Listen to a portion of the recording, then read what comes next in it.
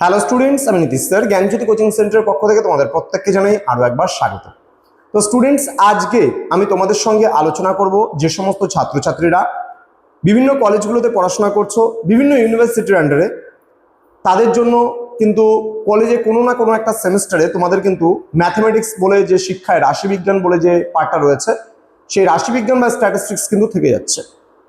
তো তোমাদের ম্যাক্সিমাম স্টুডেন্টদেরই ভয়, বাপরে এডুকেশন নিয়েছি মানে অঙ্কে ভয়। তো অঙ্কে ভয় পাওয়ার কিচ্ছু নেই। যে সমস্ত ছাত্রছাত্রীরা বিভিন্ন কলেজে পড়াশোনা করছো, বিভিন্ন সেমিস্টারে পড়াশোনা করছো, তাদের জন্য আমি ধারাবাহিকভাবে ম্যাথামেটিক্যাল সিরিজটা তোমাদের জন্য নিয়ে আসবো। এটাকে করে দেবো অনেক বেশি ইজি। ধৈর্য ধরে ম্যাথের ক্লাস কিন্তু শেষ পর্যন্ত তোমাদের করতে হবে, মাঝখানে স্কিপ করলে কিন্তু ম্যাথ বুঝতে পারবে না। তোমাদের জন্য আমি একটা বইয়ের নাম বলে দেবো, সেই বইটা একটু দেখাচ্ছি আমি তোমাদেরকে। সেই বইটা প্লিজ একটু, এই যে বইটা তোমাদের আছে, এটা হচ্ছে শিক্ষায় রাশিবিজ্ঞান স্ট্যাটিস্টিক্স ইন এডুকেশন, আহেলি প্রকাশনীর লেখা এই বইটা যে আছে, এই বইটা তোমরা নিতে পারো, বাড়িতে বসেও বইগুলো পেয়ে যেতে পারো, অর্ডার করতে পারো। কি করে বই পাবে, কি করে প্র্যাকটিস করবে না করবে, সমস্ত কিছু আমরা তোমাদেরকে বলে দেবো। এটা হচ্ছে ডক্টর ঐশ্বর্যা দের যে রচিত বইটা, লেখা ডক্টর ঐশ্বর্যা দে। তো তার এই বইটা থেকে তোমরা অনেক কিছু পাবে। এছাড়াও রীতা পাবলিকেশনের উপরে কিছু বই আছে, তো আরো অন্য স্ট্যাটিস্টিক্সের উপরে অনেক বই আছে, সুশীল রায়ের বই আছে, বিভিন্ন বই আছে। তো তোমাদের আজকে আমি যে বিষয়টা শেখাবো সেটা হচ্ছে গড় বিচ্যুতি বা মিন ডেভিয়েশন, এটাকে সংক্ষেপে বলা হয় এমডি, ধ্যান দিবা, এমডি। এবং এর আরেকটা নাম আছে যেটাকে এডি বলা হয়, বা average deviation. Clear? Average deviation বা মিন ডেভিয়েশন সেম জিনিস, যেটাকে আমরা গড় বিচ্যুতি বলি। তো এবার তার প্রশ্ন কি করে আসবে, তার সমাধান কি করে আমরা করব, ডিটেলসটা আজকে আলোচনা করব। ভিডিওটি শুরু করার আগে তোমাদেরকে বলে রাখি, যারা এখনো আমাদের চ্যানেলটিকে সাবস্ক্রাইব করনি তারা অবশ্যই চ্যানেলটিকে সাবস্ক্রাইব করে পাশে থাকা বেল আইকন অল প্রেস করে দাও, যাতে নেক্সট টাইম থেকে কোনো ভিডিও আপলোড করলে তার নোটিফিকেশনটা তুমি সবার আগে পেতে পারো। অনলাইনে যারা ভাবছো আমাদের ক্লাস জয়েন করবে, বিভিন্ন সাবজেক্টের উপরে নোটস নেবে, তারা অবশ্যই যোগাযোগ করবে আমাদের অফিসিয়াল নাম্বার 7076398606 নাম্বারে, অথবা 6295916282 নাম্বারে। তোমাদের টোটাল কোর্স ফি রয়েছে পুরো সেমিস্টারে 1199 রুপিস, অল সাবজেক্টের কোর্স ফি। তো দেরি না করে আমাদের সঙ্গে যোগাযোগ করবে আমাদের অফিসিয়াল নাম্বারে। চলো শুরু করছি। দেখো, সবার প্রথমে প্রশ্নটা এমন ভাবে দেবে তোমাদের, নিম্নলিখিত রাশি তত্ত্বগুলি থেকে গড় বিচ্যুতি নির্ণয় করো। যদি মনে করো তোমাদের যদি ইংলিশে কোশ্চেনটা আসবে, তাহলে কিন্তু এই গড় বিচ্যুতি কথাটা লেখা থাকবে না। ঠিক আছে? তাহলে কি থাকবে? তোমাদের বলবে এমডি করো অথবা এডি করো। ক্লিয়ার? এডি, অথবা ডিটেলসে বলতে পারে মিন ডেভিয়েশন বা অ্যাভারেজ ডেভিয়েশন কথাটা বলতে পারে। এটা একটু ধ্যান রাখবা, প্রত্যেকটা বিষয়কে একদম খুব সুন্দরভাবে বুঝবা। এবার সবার প্রথমে তোমার একটা স্কোর থাকবে, একটা পরিসংখ্যা থাকবে। ক্লিয়ার? এই দুটো জিনিসই দেওয়া থাকে প্রশ্নের মধ্যে, এতটা। এবার এই প্রশ্নটাকে দেখতে হবে। সবার প্রথমে এখানে দেখো 0 থেকে 10 আছে 3 পরিসংখ্যা, স্কোর আছে 10 থেকে 20 8 পরিসংখ্যা, 20 থেকে 30 আছে স্কোর, পরিসংখ্যা আছে 15।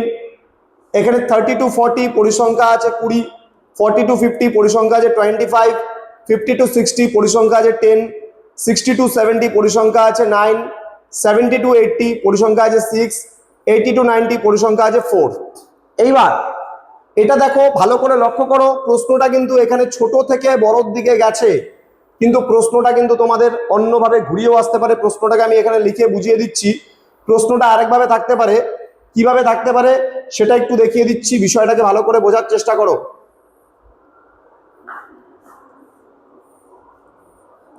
প্রশ্নটা এইভাবেও তোমাদের থাকতে পারে ঘুরিয়ে, তখন কিন্তু তোমরা কনফিউজড হবে না। যেমন 80 থেকে 90 4, তাহলে 80 থেকে 90 4। তারপরে যে 70 থেকে 80, 70 থেকে 80। তারপরে আছে তোমার হচ্ছে 6, এটা পরিসংখ্যা। তারপরে আছে 60 থেকে 70, এর পরিসংখ্যা আছে 9। তারপরে যে 50 থেকে 60, এর পরিসংখ্যা আছে 10। 40 থেকে 50, এর পরিসংখ্যা আছে 25। 30 থেকে 40, এর পরিসংখ্যা আছে 20। তবে 20 থেকে 30, এর পরিসংখ্যা আছে 15। 10 থেকে 20, এর পরিসংখ্যা আছে 8। এবং 0 থেকে 10, 0 থেকে 10 এর পরিসংখ্যা আছে 3। এবার দেখো, একটার মধ্যে আমরা দেখতে পাচ্ছি যে ছোট থেকে বড় হিসাবে স্কোরগুলো গেছে, আর একটা এসে দেখতে পাচ্ছি বড় থেকে ছোটর দিকে স্কোরগুলো আছে। যখন তোমরা সমাধান করবা একটা জিনিস সবসময় ধ্যান দিবা, তোমরা কিন্তু ছোট থেকে বড় হিসাবেই যাবা। তাহলে প্রথমে মনে করো এই প্রশ্নটা, যদি প্রশ্ন এটা আসে পরীক্ষায়, যে প্রশ্ন যদি এটা হয় কোশ্চেন, এবং এটাকে এডি বা এমডি করতে বলে আমাকে পরীক্ষার সময়, তাহলে কিন্তু আমি যখন করব, আমি জাস্ট এটাকে একটু ছোট করে নিচ্ছি জিনিসটাকে, কারণ মুছলে পারে চলে যাবে, ধ্যান দিও। আমি এই যে জিনিসটাকে যখন কি বলবো, যে এটাকে যখন আমি প্রশ্ন হিসাবে না পেয়ে আমি এটাকে পাচ্ছি প্রশ্ন হিসাবে, তখন কিন্তু আমি কোশ্চেনটাকে সাজাবো বা শ্রেণী যখন আমি সাজাবো, তখন কিন্তু আমি কি করে সাজাবো, তখন কিন্তু আমি ছোট থেকে বড় যাব। প্রথমে এটা লিখবো, এবং তার পাশে যে পরিসংখ্যার ঘরটা থাকবে সেই পরিসংখ্যার ঘরে কিন্তু এর নিচের পরিসংখ্যানটাই লিখবো। অনেকে কি করে ওপরের রাশি তত্ত্বটাকে পরপর পরপর একদম সাজিয়ে নেয় এইভাবে, কিন্তু যখনই এই তোমার পরিসংখ্যা লেখার পালা আসে, অর্থাৎ পরিসংখ্যা হচ্ছে এই ঘরটা, তখন সে আবার কি করে, মনে করো প্রথমে তোমার হচ্ছে এখানে যেমন লাস্টের দিক থেকে লিখলে যেমন হচ্ছে মনে করো এখানে 4 আসবে 6 আসবে, এরকম টাইপের করে এই ঘরটা পুরোটা লিখে দেয়। এভাবে কিন্তু হবে না।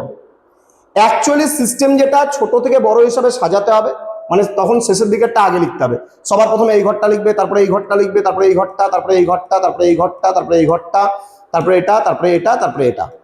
কিন্তু যেহেতু আমাদের অঙ্কটাকে সাজানো আছে ছোট থেকে বড় হিসাবে, তাহলে আমরা এইভাবে করেই করব। ক্লিয়ার? আচ্ছা, আমি জিনিসটা একটু ছোট করে নিচ্ছি, তোমাদের বুঝতে সুবিধা হবে, আশা করে সবাই দেখতে পাচ্ছ। আমি পুরো স্ক্রিনটাকে একদম পুরো বোর্ডে করে নিচ্ছি। দেখো এবার ধ্যান দিও। প্রথমে এই জায়গাটায় বুঝবে, দেখো আমরা যে স্কোরটাকে পারলে পারে টুকে নাও, একটু আগে গিয়ে কোশ্চেনটাকে টুকে নাও, টুকে নিয়ে দেখার চেষ্টা করো সবার প্রথমে কি ছিল। আমরা সবার প্রথম ঘর হচ্ছে শ্রেণী লিখবো, সেই শ্রেণীর ঘরের মধ্যে পুরো শ্রেণীটা লিখে ফেলবো। আমি যদি একটু জাস্ট নিচে আসি, দেখবা তোমরা সবার প্রথমে আছে স্কোর, স্কোরগুলোর ঘরে আমি শ্রেণী লিখবো।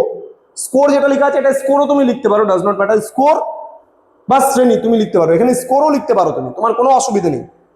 ভয় পাবে না অঙ্ক দেখে, কিন্তু যে এডুকেশনের অঙ্ক আমি মেজর পেপারে ফেল করব বা এই পেপারটাতে আমি ফেল করব, ফেল করার কোনো ব্যাপার নেই কিন্তু এখানটায়। হ্যাঁ, তাহলে সবার প্রথমে 0 থেকে 10 পরপর সাজিয়ে নেবো, তারপরে ঘরে 10 থেকে 20, তারপরে 20 থেকে 30, 30 থেকে 40, 40 থেকে 50, 50 থেকে 60, 60 থেকে 70, 70 থেকে 80, 80 থেকে 90, এইভাবে করে সাজিয়ে নেবো। আর নিচে একটা ঘর বাড়িয়ে মোট লিখে নিবো আমি, মোট মানে টোটাল কত হয়, এখানে টোটালও তুমি লিখতে পারো, TOTAL, টোটাল। ক্লিয়ার? বোঝা গেল? এই ঘরটা নিশ্চয়ই বুঝতে পেরেছো। শ্রেণী ঘরটা আমাদের পরীক্ষার সময় কোশ্চেনে দেওয়াই থাকবে, সেই কোশ্চেন থেকে আমি পরপর টুকে নেব। ক্লিয়ার? এবার পরের ঘর আমি মধ্যবিন্দু এক্স রাখবো, রেখে কিছু লিখবো না আপাতত। ধ্যান দিও, এই ঘরে যা যা লেখা আছে এগুলো কিছু লিখবো না। আমি পরিসংখ্যার ঘর থেকে দেখে দেখে পরপর, যেমন 0 থেকে 10 তার নিচে দেখবা যে 3 লেখা আছে, তাহলে 3 লিখবো। 10 থেকে 20 তার নিচে লেখা আছে 8, 8 লিখবো এখানে। 20 থেকে 30 তার নিচে লেখা আছে 15, আমি এইভাবে লিখবো। 30 থেকে 40 তার নিচে লিখবো 20, আবার 40 থেকে 50 তার নিচে লিখবো 25। মানে যেভাবে লেখা আছে সেইভাবে এই ঘরগুলো লিখে ফেলবা। লেখার পরে n = n মানে হচ্ছে টোটাল নাম্বার, এই ঘরগুলোকে যোগ করবা, যোগ করে কি আসবে, তোমার টোটাল 100 আসবে। আবারও বলছি, ফ্রিকোয়েন্সি মানে হচ্ছে পরিসংখ্যা, এটাকে ব্র্যাকেটে কিন্তু f গুলো লিখবা, f x গুলো লিখবা। কেন লিখতে বলছে সেটাও আমি পরে বুঝিয়ে দেবো। তার মানে পরিসংখ্যার ঘর আর শ্রেণীর ঘর, এই দুটো ঘর আমাদের কোশ্চেন থেকেই আমরা পেয়ে যাচ্ছি, কিন্তু বাকি আমাদের 1টা 2টো 3টা 4টা 5টা ঘর কি করে করব, এই জিনিসটাকে যদি না বোঝো তোমরা পরীক্ষায় কিন্তু অঙ্ক করতে পারবে না এবং ফুল মার্কসও পাবে না। অঙ্কের প্রশ্নে তোমার 12 বা 6 নাম্বার কিন্তু থাকবে। বড়তে আসলে বড় মানে বেশি মার্কস, এবং ছোটতে আসলে কিন্তু তোমার হচ্ছে কম মার্কস কিন্তু থাকবে, কিন্তু অঙ্ক থাকবে। এসডি, এডি বা এমডি এবং কিউডি, এই 3টা বিষয়ের মধ্যে যে কোনো একটা বিষয় তোমার পরীক্ষাতে আসবেই আসবে, 100% কিন্তু আসবেই পরীক্ষায়। আমি 3টা ক্লাস করাবো, তোমার কিন্তু একটা ম্যাথস কমন। আবার বলছে 3 দিনে 3টা ক্লাস করাবো আমি পরীক্ষার আগে, তোমাদের একেবারে 3টা প্রশ্নের মধ্যে একটা প্রশ্ন কমন পাবেই পাবে, একদম 100% শিওর রয়েছে। এবং তোমাদের কোন কোন জিনিসগুলো তোমরা পারো না বা জানো না, সেগুলো আমাদের কমেন্ট বক্সে কমেন্ট করে জানাও, আমরা নিয়ে আসবো তোমাদের জন্য সেই সমস্ত ম্যাথমেটিক্সের ক্লাসগুলো। ক্লিয়ার? দেখো এবার মধ্যবিন্দুর ঘর আমি কি করে পাবো, মধ্যবিন্দুর ঘর কি করে পাওয়া যায়, এখানে দেখো 0 আর 10, এই দুটাকে যদি যোগ করো, 0 আর 10 যোগ করলে কত হবে, 10 হবে। এবার সেটাকে যদি 2 দিয়ে ভাগ করো, তাহলে কিন্তু তোমরা মধ্যবিন্দু পাবা। মানে শ্রেণীর ঘরে এই প্রথমটাকে বলে নিম্ন শ্রেণীর সীমা, পরেরটাকে বলে উচ্চ শ্রেণী সীমা। তাহলে নিম্ন শ্রেণী সীমা আর উচ্চ শ্রেণী সীমা দুটাকে যোগ করে ডিভাইডেড বাই 2 করলে, মানে ভাগ 2 করলে, তবে আমরা এখানে কিন্তু 5 পাবো। তারপরে দেখো 10 থেকে 20 আছে এখানে, মানে 10-এর পর থেকে শুরু হয়ে 10 থেকে 20, তাহলে 10 আর 20 যোগ করলে 30 হয়। 30-এর থেকে 2 দিয়ে যদি 30-কে ডিভাইড করি বা ভাগ করি তাহলে 15 হয়। এইভাবে দেখো এখান থেকে এখানে কত বেড়েছে, 10 বেড়েছে, তাহলে এখান থেকেও 10 বাড়িয়ে দাও 25, এখান থেকে 10 বাড়িয়ে দাও 35, এখান থেকে 10 বাড়িয়ে দাও 45, 10 বাড়িয়ে দাও 55, 10 বাড়িয়ে দাও 65, 10 বাড়িয়ে দাও 75, 10 বাড়িয়ে দাও 85।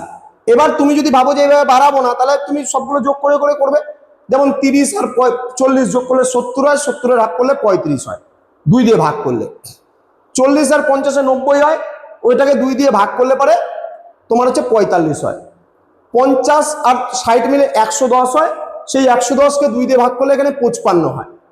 60 আর 70 মিলে যোগ করলে কত হয়, 130 হয়, 2 দিয়ে ভাগ করলে 65 হচ্ছে।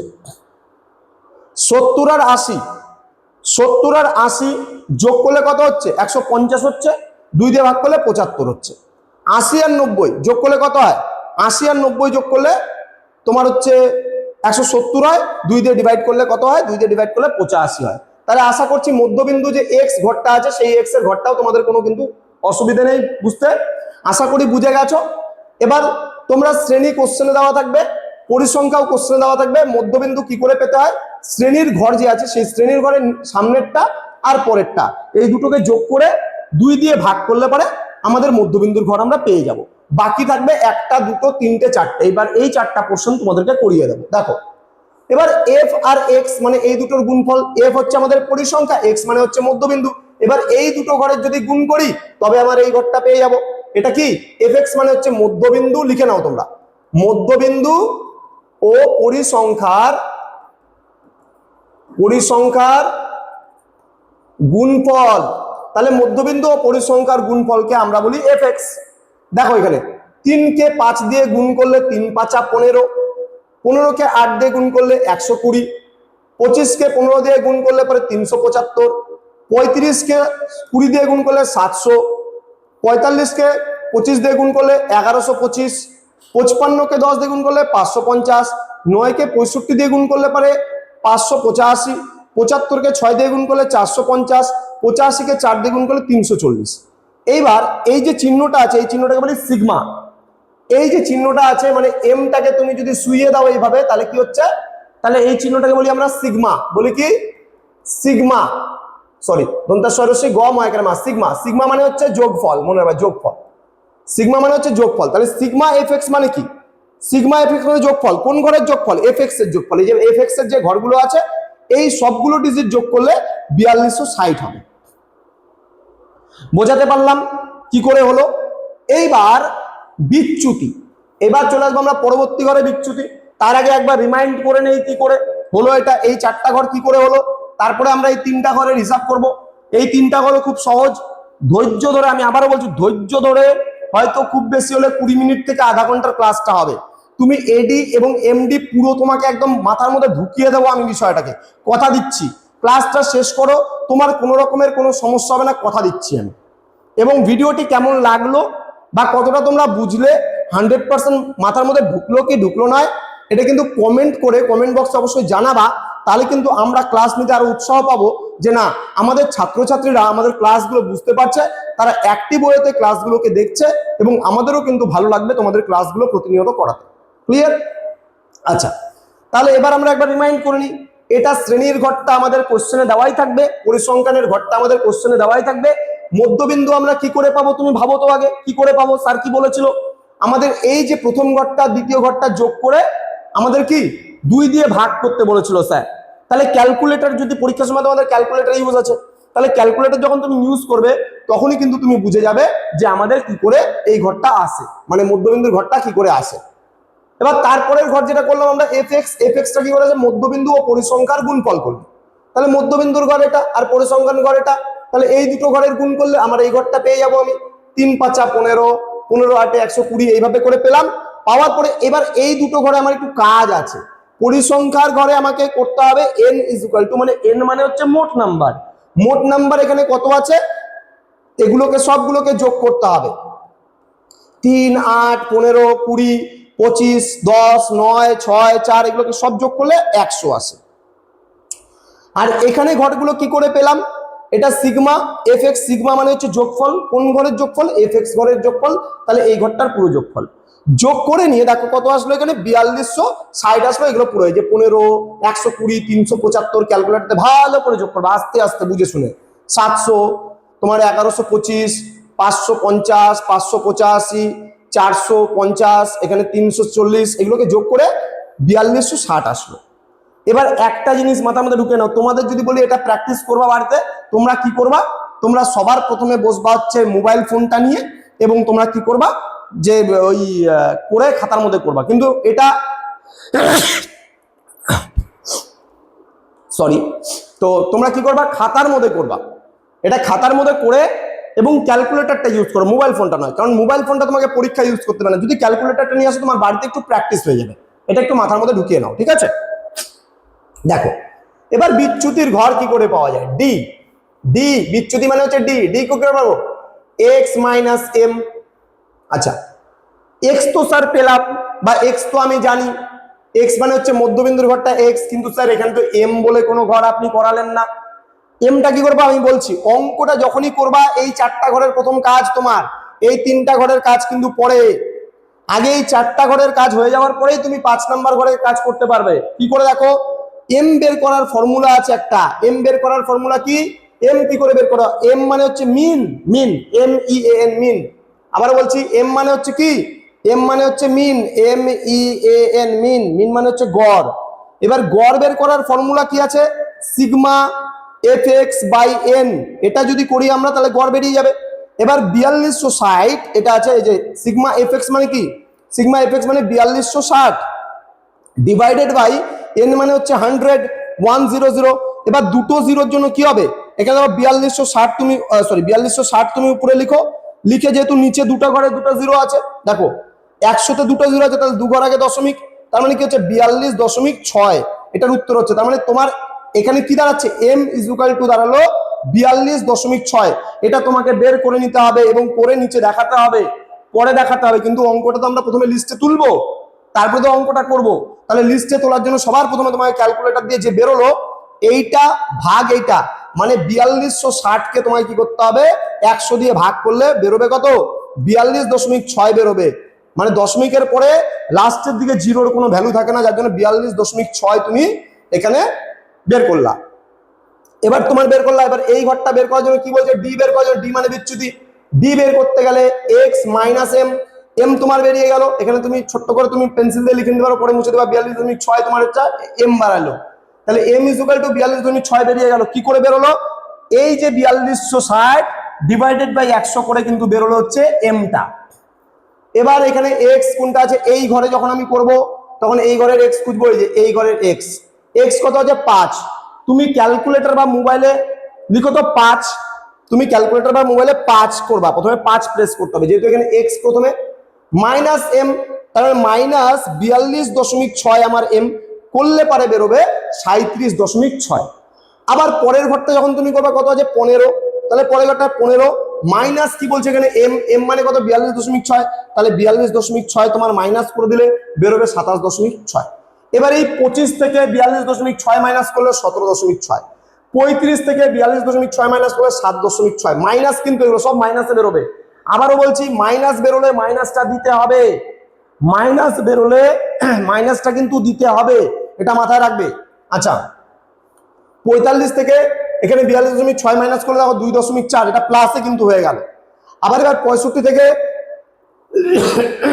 সরি 65 থেকে তোমার 42.6 গেল, সরি ভুল বললাম, 55 থেকে 42.6 গেলে পারে 12.4 বেরোবে। ক্লিয়ার, তুমি ক্যালকুলেটর দিকে করে নাও, আমি বলছি করে নাও, যেভাবে প্র্যাকটিস করো, প্র্যাকটিস তোমাকে পারফেক্ট বানাবে, আর যদি প্র্যাকটিস তুমি না করো তুমি পারফেক্ট কোনোদিনও হতে পারবে না। নেক্সট 65 তোমার এম এক্স আছে 65, তাহলে এখানে এক্স মাইনাস এম, এম মানে কত বের হয়েছে আমাদের 42.6, তাহলে 65 থেকে 42.6 বাদ দিয়ে দিলে তোমার 22.4। একইভাবে 75 থেকে তুমি যদি এখানে 42.6 মাইনাস করে দাও তাহলে কত বেরোবে, তাহলে তোমার কিন্তু এখানে বেরোচ্ছে 32.4। একইভাবে পরের ঘরটা করলে পারে 85 থেকে যদি তুমি 42.6 মাইনাস করো তাহলে 42. তোমার হচ্ছে 4 বেরোবে। তাহলে এইভাবে করে কিন্তু আমাদের বিচ্যুতিটা বেরোলো। এবার বিচ্যুতির ঘরে এখানে কিছু লেখার প্রয়োজন নেই, এবার আসবে আমাদের এফডি। এফডি কি? এফ মানে হচ্ছে পরিসংখ্যা আর ডি মানে হচ্ছে বিচ্যুতি, এই দুটোর গুণফল। তাহলে পরিসংখ্যা ও বিচ্যুতির গুণফল, ঠিক আছে, বিচ্যুতি ও পরিসংখ্যা ও বিচ্যুতির গুণফল। এবার পরিসংখ্যা তোমার কি আছে? এফ মানে 3 আছে এই ঘরে, আর বিচ্যুতি তোমার বাড়িয়েছে -37.6। তাহলে 3 ইন্টু -37.6 করলে 112.6 বেরোবে। তাহলে এই ঘরটার সঙ্গে যদি এই ঘরটা গুণ করো তবে তোমার এই ঘরটা বেরোবে। আবার বলছি, এই ঘরটা ফ্রিকোয়েন্সির ঘরের সঙ্গে যদি বিচ্যুতির ঘর গুণ করো তবে তোমার এই ঘরটা আসবে। তার মানে এটার সঙ্গে এটা গুণ করলে ইকুয়াল টু এই ঘরটা কিন্তু আসবে। বিষয়টা ভালো করে মাথার মধ্যে ঢুকিয়ে নাও। এফডি লিখাই আছে, এফডি মানে এফ মানে পরিসংখ্যা, ডি মানে যে এখানে ডি মানে বিচ্যুতি, এই দুটো ঘরের গুণ করব, আমি এই ঘরটা আসবে। একইভাবে এখানে 8-এর সঙ্গে আমি -27.6 গুণ করব, তবে আমাদের এটা বেরোবে। একইভাবে 15-এর সাথে -17.6 আমি গুণ করব, -264 বেরোবে। এখানে 20 আছে, 20-এর সঙ্গে আমি যদি এখানে -7.6 গুণ করি তাহলে -152 বেরোবে। একইভাবে 25-এর সঙ্গে 2.4 গুণ করলে 60 বেরোবে। একইভাবে এটা এটা এটা এটা বেরোবে। আশা করছি বুঝে গেছো। আমি একটু মুছে দিচ্ছি জিনিসগুলো, করতে সুবিধা হবে, বহুত নোংরা হয়ে গেছে বোর্ডটা। ক্লিয়ার? এইবার দেখো, এটাকে বলে এফডি এর পরম মান কত? এটাকে বলে পরম মান। পরম মানের সিম্বল হচ্ছে দুটো দাগের মাঝখানে এফডিটাকে লিখতে হবে, এটা হলো পরম মান। কার পরম মান? পরমান না, সরি, পরম মান। পরম মান কার পরম মান? এফডি এর পরম মান। এফডি কি জিনিস? পরিসংখ্যা আর বিচ্যুতির গুণফলের পরম মান। এখানে লিখে নিতে পারো, পরিসংখ্যা ও বিচ্যুতির গুণফলের, এটা গুণফলের পরম মান। ওকে, কি হবে এবার? এই ঘরটা কি করে তুমি বানাবে? এই ঘরটা বানানোর সিস্টেম হচ্ছে কোনো মাইনাস বা প্লাস রাখা যাবে না। মূল যে সংখ্যাটা আছে সেই সংখ্যাটাই লিখে দিতে হবে। দেখো, -112.8 ছিল, তোমার মাইনাস এটা রাখা যাবে না, 11 মানে 112.8টা বসাই দিতে হবে। ক্লিয়ার? এখানে 220.8 আছে মাইনাসে, তাহলে মাইনাসটা রাখা যাবে না। পরম মান মানে মূল সংখ্যাটা কত, মাইনাস প্লাস আমাদের দেখার দরকার নেই, খালি এই ঘরের মূল সংখ্যাগুলো এখানে লিখে দেবা, মাইনাস প্লাস করবা না। এবার লাস্টে সিগমা, বিচ্যুতি ও পরম মানের গুণফল এফডি, দুটো দাগের মাঝখানে থাকবে, তার মানে পরম মান। এবার এই সংখ্যাগুলো সিগমা মানে এই যোগফল, কার যোগফল? এই ঘরটা পুরোটার যোগফল করলে কত হচ্ছে? 1499.2। আশা করি বুঝতে পেরেছো। এই ছকটা মাথার মধ্যে পুরো ঢুকে গেছে কি করে করলাম আমি। একেবারে বলছি, অঙ্ক কিন্তু শেষ হয়নি, এবার আসল অঙ্ক আছে বাকি। এতটুকু অঙ্ক করলে তোমাকে পরীক্ষায় নাম্বার দেবে না, কিন্তু এটা সমাধান এখান থেকে শুরু হলো, করতে হবে। এবার গাণিতিক সমাধানটা কি হবে দেখে নাও। আমি একটু ছোট করে নিচ্ছি, বিষয়টা বুঝতে সুবিধা হবে। চলো, ওকে, এবার গাণিতিক সমাধান দেখো। গাণিতিক সমাধানে কি করলাম, এখানে সবার প্রথমে আমি ক খ বলে দুটো পার্ট করেছি। সবার প্রথমে এখানে বের করতে হবে তোমাকে এমটা। আমি বলেছি এমটা কি করে বের করব, এটা দেখাতে হবে। যেমন সূত্র অনুযায়ী এম ইজুকাল টু, যখন আমরা বের করলাম, মানে এই যে এই ঘরটা যেটা আমাদের বিচ্যুতির ঘর আছে, এটা করার জন্য আমাদের এম লাগতে ছিল, অর্থাৎ ডি বের করতে গেলে এক্স মাইনাস এম এর আমাদের প্রয়োজন আছে। তাহলে এক্স অলরেডি আমাদের আছে, কিন্তু এম তো ছিল না। এম বের করার ফর্মুলা হচ্ছে এম ইজুকাল টু, এটা কি হচ্ছে? Sigma F X divided by N. তাই তো, এটা কিন্তু ডিভাইডেড, ডিভাইডেড মানে ভাগ, এটা মানে ভাগ চিহ্ন, ঠিক আছে, ভাগ চিহ্ন কি এন। তাহলে সিগমা এফ এক্স কোনটা ছিল আমাদের? এটা ছিল 4260 ডিভাইডেড বাই 100। তাহলে করলে পরে কি দাঁড়াচ্ছে? আলটিমেটলি এটা ডিভাইডেড মানে ভাগ, এটা ভাগ করলে পরে 42.6 দাঁড়াচ্ছে। সেইভাবে আমরা এটা বের করেছিলাম, ঘরগুলো বের করেছিলাম, আমরা জানি কি করে বের করেছিলাম। এবার গড় বিচ্যুতি বা যেটা আমাদের অ্যান্সার বের করতে বলছে মিন ডেভিয়েশন। মিন ডেভিয়েশনের ফর্মুলা কি? খুব সহজ। এমডি বললে এমডি করবা, এডি বললে এডি করবা, দুটার ফর্মুলা কিন্তু একই হবে। সিগমা পরম মান এফ আর ডি এর পরম মান, ঠিক আছে। এফডি মানে গড় ও বিচ্যুতির, সরি গড় বিচ্যুতি বলছে, তোমার হচ্ছে পরিসংখ্যা, এফ মানে ফ্রিকোয়েন্সি বা পরিসংখ্যা, ডি মানে হচ্ছে এখানে বিচ্যুতি। তাহলে পরিসংখ্যা ও বিচ্যুতির পরম মানের যোগফল ডিভাইডেড বাই এন, মানে এই যে এই ঘরটা যে আছে যেটা বেরোবে সেটা, এটা ভাগ করতে হবে 100 দিয়ে। তাহলে এখানে কত দাঁড়াচ্ছে তোমার? এটা কত দাঁড়িয়েছিল?